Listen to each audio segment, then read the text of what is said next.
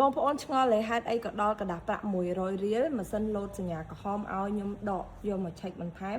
ដោយសារតែយើងប្រើមុខងារជ្រែលុយដែលមិនមែនតម្រូវការចេញគឺមុខងារ SDC នេះអញ្ចឹងបងប្អូនដែលគាត់មានតម្រូវការរាប់លុយចង់ជ្រែលុយដែលមិនមែនតម្រូវការចេញគាត់អាចជ្រើសរើស model នេះបានណាគឺពិតជាងាយស្រួលមែនតើហើយការដែលបងប្អូនរាប់លុយគឺច្បាស់រាស់រលូនត្រឹមត្រូវហើយសុវត្ថិភាពចាប់លុយคล้ายទៀតអញ្ចឹងដូចមុខងារដែលខ្ញុំប្រើអំបញ្ញមិញនឹងអញ្ចឹងគឺអតិជនរបស់ខ្ញុំគាត់តែងតែមានតម្រូវការដោយសារតែគាត់តែងតែរៀបចំលុយទុកដាក់ជាប្រចាំថ្ងៃដើម្បីកុំឲ្យភ័ន្តច្រឡំចូលដុំឧទាហរណ៍កដាស់500ទៅចូលដុំកដាស់5000អីអញ្ចឹងពេលខ្លះគាត់អត់បានឆែកមើលបានគ្រប់ជ្រុងជ្រោយអញ្ចឹងគាត់រៀបចំទុកដាក់ទៅធនាគារក៏ខាងធនាគារចាប់ទៅលុយបងខុសដុំបងលុយបងខ្វះឬក៏បងទទួលពីអតិជនមកឬក៏បងបកគលអតិជនគឺខ្វះអញ្ចឹងពេលដែលបងប្រើប្រភេទម៉ាស៊ីនរាប់លុយនេះគឺវាពិតជាងាយស្រួលមែនទែនសម្រាប់បងចង់ប្រើជ្រែលុយចេញដូចខ្ញុំធ្វើការឧទាហរណ៍បាញ់មិញក៏បាន